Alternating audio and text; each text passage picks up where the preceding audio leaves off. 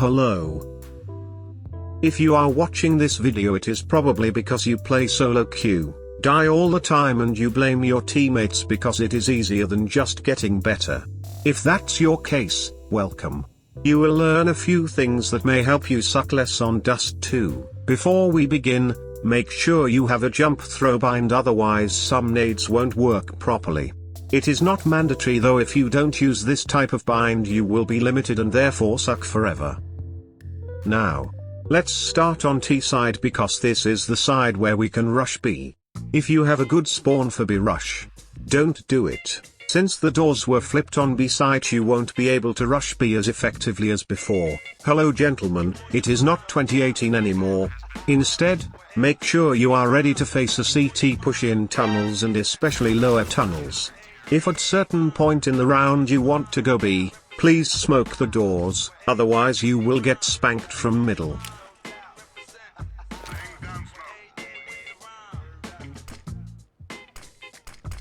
Now, if you are first to enter site, throw a casual flash. If you are second or third, you can throw this flash. It will blind everyone except your teammates and sneaky counter-terrorists in the two spots on the left. No need to have a smoke ready to extinguish a Molotov, you are not rushing, therefore the counter-terrorists shouldn't expect you. They will already have used it for anti-rush or will throw it too late. If you are really that worried about a Molotov, which I wasn't expecting from you, throw it as second or third man of a push. Okay.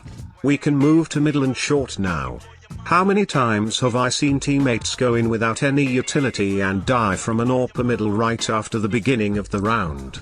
If you want to go short and survive, throw this Xbox smoke. Here is another way you can do it. There are other ways, but these are the most common. Don't go right after the smoke pops or you will get pre-fired. Fun tip, low elo plebs tend to peek middle alone when they hear this smoke pop because they know it's for a short push. In this case, especially if you are an AWPer, place yourself top middle and wait for this noob to peek. Easy peasy. If you came from lower tunnels alive and want to go short rather safely, throw this smoke. Then go back tunnels fast so you don't get wall banged through the door. Finally, jump on this tiny metal thing on the box. Entering short can be easier with this Molotov. It will clear all the annoying angles. If you go short sometime after this Molotov, make sure to clear all angles again because counter-terrorists might have pushed it after it finished burning the place. Also watch out for these angles. A counter-terrorist can hide there. Another one can stand on this box and kill you with an AWP, so be careful. Finally, I need to remember everyone watching this video that you cannot snipe middle the same you could before, thus leading to counter-terrorists push middle more often. For extra safety, you can throw a flash middle before going there so you don't get obliterated by an MP9 god. Long now. Before survival tips, I want to insert an important team play tip here. I love playing long but always want to insult my teammates when I see them flash like this. It usually doesn't do anything to the counter-terrorists.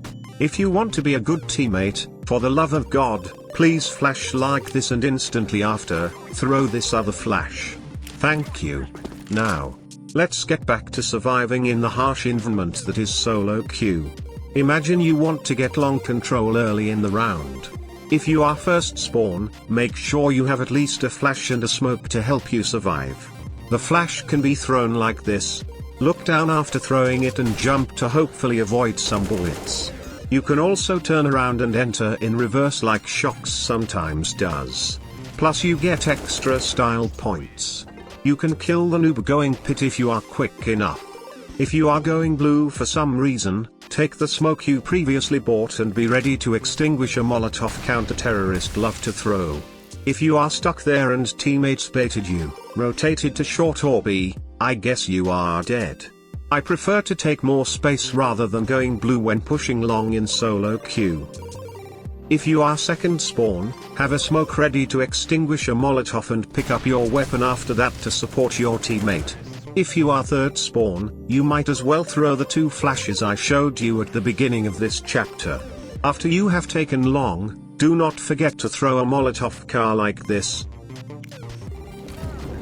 If you don't have any Molotov, make sure you check car when pushing long.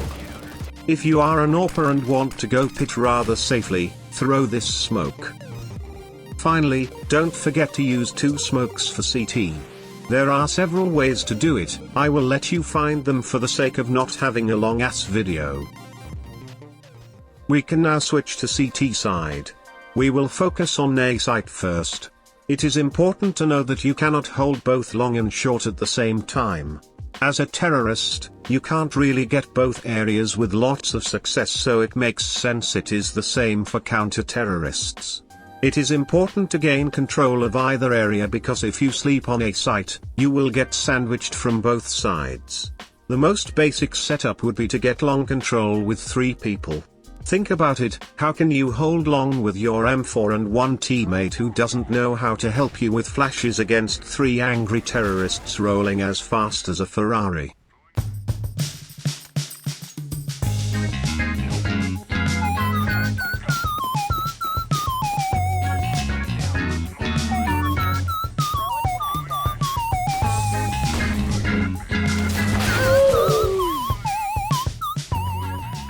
Listen carefully now.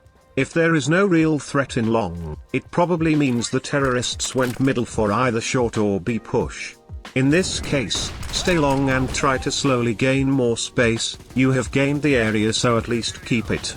If terrorists decided to take long early round, it is time to show them muscles and fight like a man. As first spawn, your options are going pit or fighting the classic way. To go pit, you can throw this optional smoke and after that, throw this Molotov when arriving to blue container to block terrorists. Make sure you give a little nudge to the left when throwing it so you earn a few milliseconds and burn the first terrorist. After having thrown the incendiary grenade, jump so hopefully you avoid some bullets.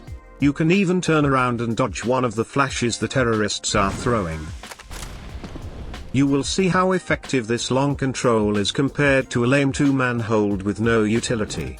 If you prefer attacking the classic way, throw the Molotov as fast as possible and go back behind cover. As a second spawn, your goal will be to assist your first spawn teammate. It is very simple. Take your weapon in your hand and shoot. If terrorists fail to pressure you, you can potentially throw some utility at them. As a third man, it will always be the same mission, flashing. Take 2 flashes, though you can ask for a teammate to drop you an extra one and throw them either like this or like this at precisely 149. This is the moment where the first spawn of terrorist will cross the doors. Thanks to that, your 2 teammates in long will be able to fight with much more ease. Let's go to middle.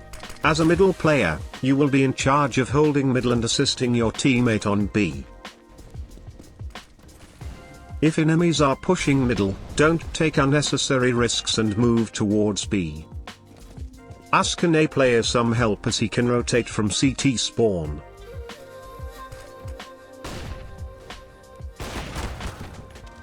Same with B push, go to B to assist your teammate and an A player will take care of middle.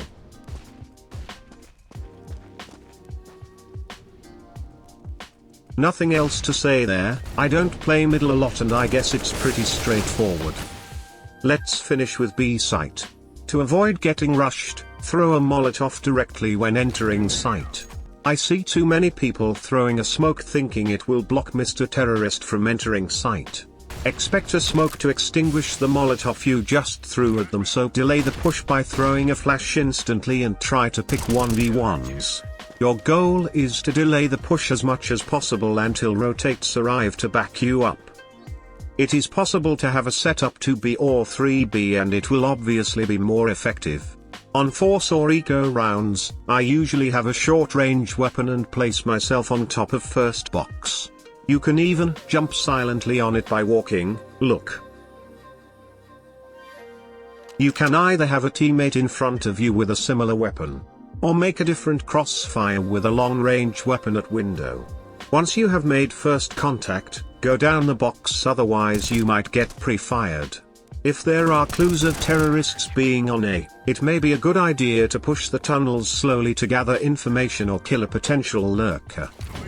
This move is often done with a teammate.